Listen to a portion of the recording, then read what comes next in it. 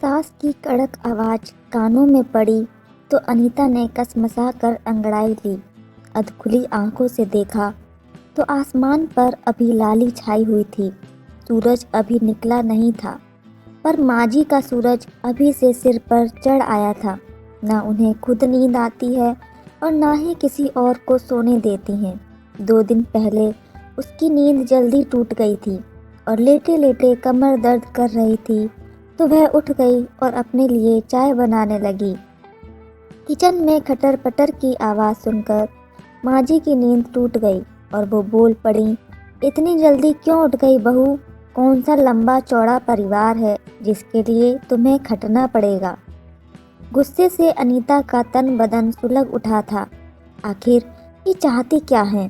जल्दी उठो तो मुश्किल, देर से उठो तो मुश्किल। बोलने का बस बहाना चाहिए इनको।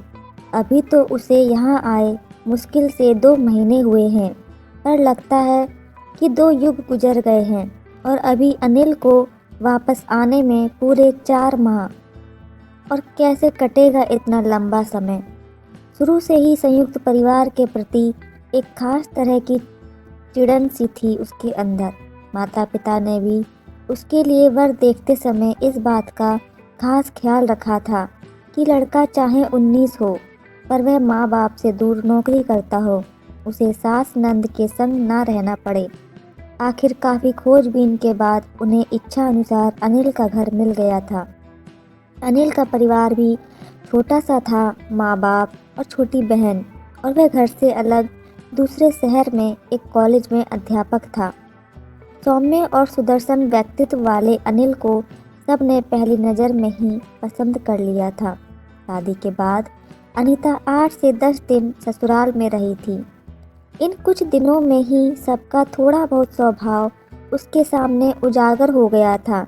बाबूजी गंभीर स्वभाव के अंतर्मुखी व्यक्ति थे, ज़्यादा बोलते या ज़्यादा बतियाते नहीं थे, पर उनकी कसर माजी पूरी कर देती थी। माजी जरा तेज तर्रार थीं, सारा दिन बक-बक करना उनकी आदत थी।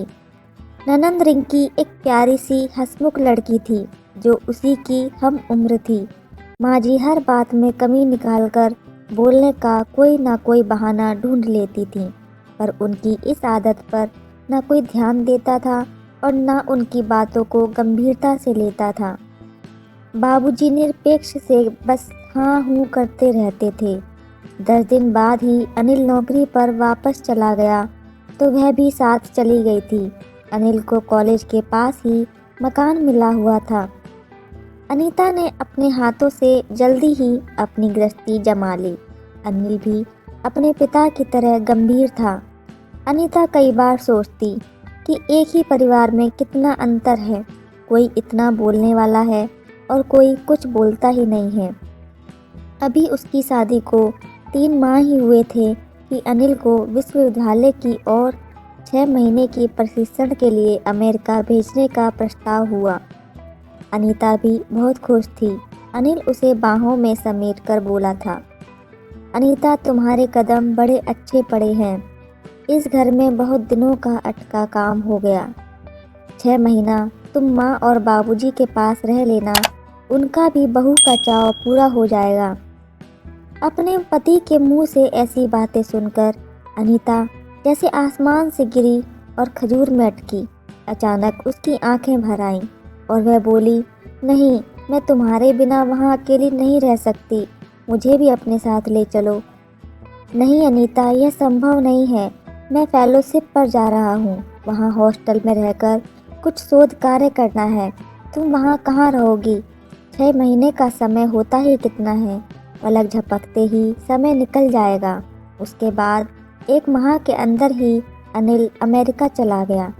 उसे माँ और बाबूजी के पास छोड़ते समय वह बोला था, अनीता, माँ की जरा ज़्यादा बोलने की आदत है, वैसे दिल की वह साफ है, उनकी बातों को दिल पर ना लेना।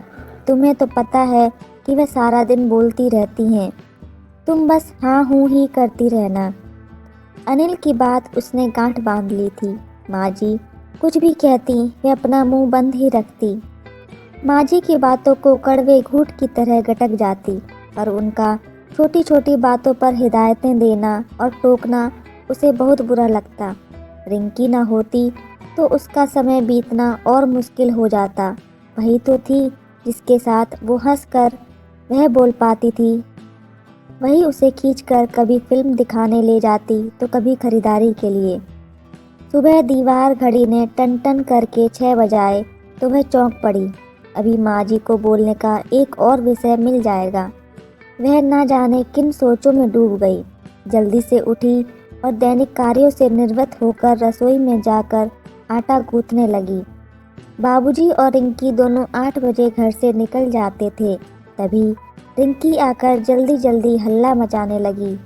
भाभी जल्दी नाश्ता दो, आज मुझे जल्दी जाना है। अनीता के कुछ बोलने से पहले ही माँ जी बोल पड़ी।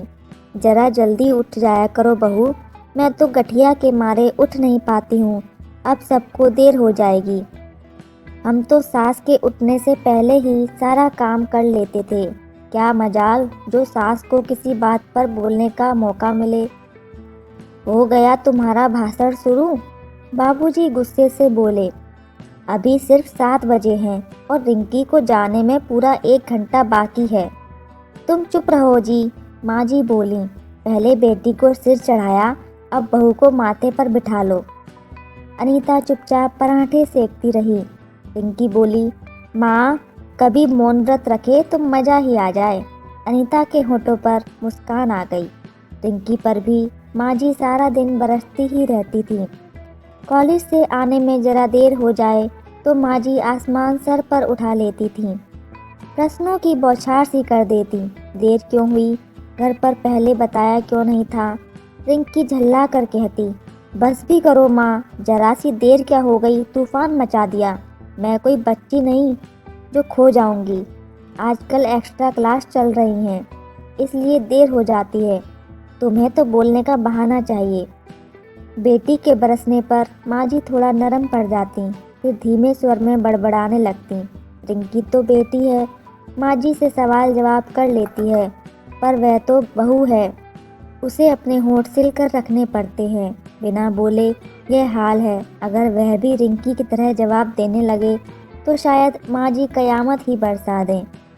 माँ जी और बाबूजी का दिल रखने के लिए ही तो वह यहाँ रह रही है, वरना क्या इतने दिन वे अपने मायके नहीं रह सकती थी। बाबूजी और रिंकी चले गए। वह भी रसोई का काम खत्म करके और नहा धो कर आराम कर रही थी।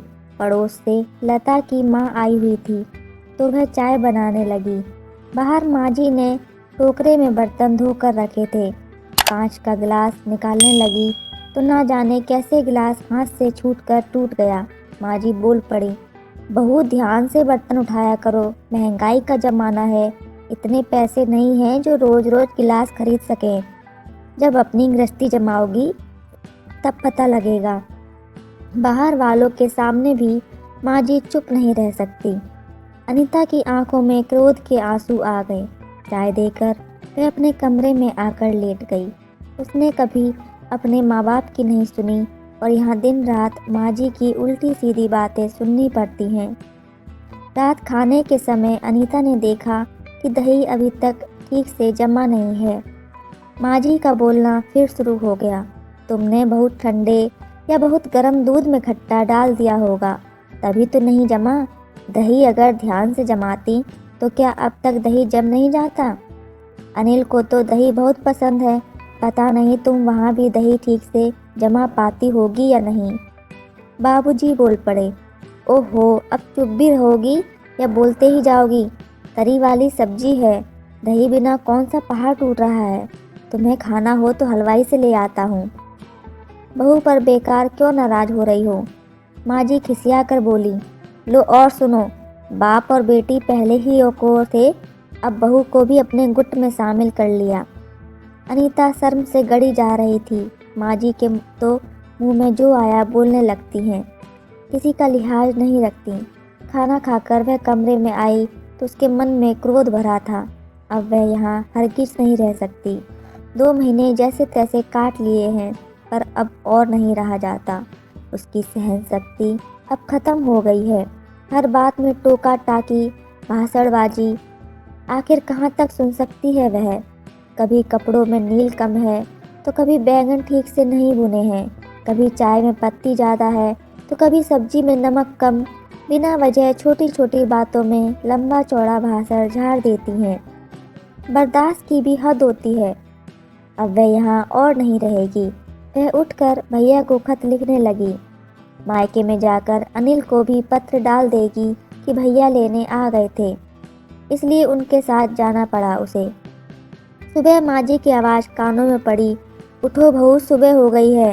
वह उठने लगी तो उसे अचानक चक्कर सा आ गया। उसने उठने की कोशिश की तो कमजोरी के कारण उठा न गया। हल्की सी झुरझुरी सी चढ़ रही थी, सारा बदन टूट रहा था। वह फिर लेट गई और बोली, माँ जी मेरी तबीयत ठीक नहीं है। क्या हुआ तबीयत को? यह कहती हुई माँ जी उसके कमरे में आ गईं। माथे पर हाथ रखा तो वह चौंक गईं। उनके मुंह से हल्की सी चीख निकल गई। अरे तुम्हारा माथा तो भट्टी सा तप रहा है बहू। फिर वहीं से वह चिल्लाई, सुनो जी जरा जल्दी इधर आओ। अब क्या आफत है? बाबूजी भुनभुनाते हुए कमरे में आ गए। बहू को तेज बुखार है, जल्दी से जरा डॉक्टर को बुला लाओ। बाबूजी तुरंत कपड़े पहनकर डॉक्टर को लेने चले गए। माँ जी अनीता के सिरहाने बैठकर उसका माथा दबाने लगी। ठंडे ठंडे हाथों का हल्का हल्का दबाव अनीता को बड़ा आराम लग रहा था। कुछ ही देर में बाबूजी डॉक्टर को लेकर आ गए। डॉक्टर अनीता की अच्छी तरह जांच करके बोले, दवाएं मैंने लिख दी हैं, इस हालत में अधिक तेज कैप्सूल तो दिए नहीं जा सकते। किस हालत में? माँ जी पूछ बैठी। ये गर्भवती है। डॉक्टर बोला, बुखार ठंड से चढ़ा है, तुलसी अदरक की चाय भी पिलाते रहें, 1-2 दिन में बुखार उतर जाएगा। माँ जी के आगे एक नया रहस्य खुला। अनीता ने तो इस बारे में उन्हें बताया ही नहीं था। वह बड़बड़ाने लगी, अजीब लड़की है यह। अरे मैं सास सही, पर सास भी तो माँ होती है। मैं तो इससे सारा काम कराती रही और इसने कभी बताया तक नहीं कि कुछ खास खाने का मन कर रहा है। ये आजकल की बहुएं भी बस घुन्नी होती हैं। एक हमारा ज़माना था, हमें बाद में पता चलता था और सास को पहले ही खबर हो जाती थी। अब बताओ, मैंने तो कभी इससे यह भी नहीं पूछा कि क्या खाने की इच्छा है। तो अब पूछ लेना, काफ़ी वक्त पड़ा है, इस समय बहू को सोने दो। बाबूजी बोले और कमरे से बाहर चले गए। रात में माँ जी ने अपनी खाट अनीता के कमरे में ही लेकर आ गईं। रसोई का काम रिंकी को सौंप दिया था, इसलिए अब माँ जी का आक्रोश उस पर बरसने लगा। इतनी बड़ी हो गई है पर खाना बनाने की अक्ल नहीं आई। गोभी में पानी तैर रहा है और दाल इतनी गाढ़ी है कि गुठलियाँ बन गई हैं। 10 बार कहा है कि जरा अपनी भाभी के साथ हाथ बटाया करो, कुछ सीख जाओगी, पर ओहो माँ, शुरू हो गई तुम। एक तो खाना बनाओ, ऊपर से तुम्हारा भाषण सुनो। मुझसे खाना बनवाना है तो चुपचाप खा लिया करो, वरना खुद करो। माँ जी बड़बड़ाने लगी, इन बच्चों को तो समझाना भी मुश्किल है। माँ जी 2-2 घंटे बाद अदरक सौंफ वाला दूध लेकर अनीता के पास आ जाती हैं और खुद अपने हाथों से उसे दवा देती हैं। रात भर माथा छू छू कर उसका बुखार देखती रहती। अपने प्रति माँ जी को इतना चिंतित देख अनीता हैरान थी। बड़बोली माँ जी के अंदर उसकी इतनी फिक्र है और उसके प्रति इतना प्रेम है, आज तक कहाँ समझ पाई थी वह तो माँ जी के बोलने और टोकने पर ही सदा चिढ़ती रही। विनीता 4-5 दिन बुखार की चपेट में रही। माँ जी बराबर उसके सिरहाने बनी रहीं। उसे दवा, दूध, चाय, खिचड़ी आदि सब अपने हाथ से देती थीं। कई बार अनीता को लगता जैसे उसकी माँ ही सिरहाने बैठी है। उसका बुखार उतर गया था, पर माँ जी उसे अभी जमीन पर पाँव नहीं रखने देती थीं कि कहीं कमजोरी से दोबारा बुखार न चढ़ जाए। दोपहर पड़ोस से कमला चाची उसका हाल पूछने आई थीं। उसके माथे पर हाथ रखकर बोली, माथा तो ठंडा पड़ा है, बुखार तो नहीं है। अनीता ने जवाब दिया, हाँ अब कल से बुखार नहीं है। बाद में माँ जी और कमला चाची बाहर आंगन में बैठकर बातें करने लगीं।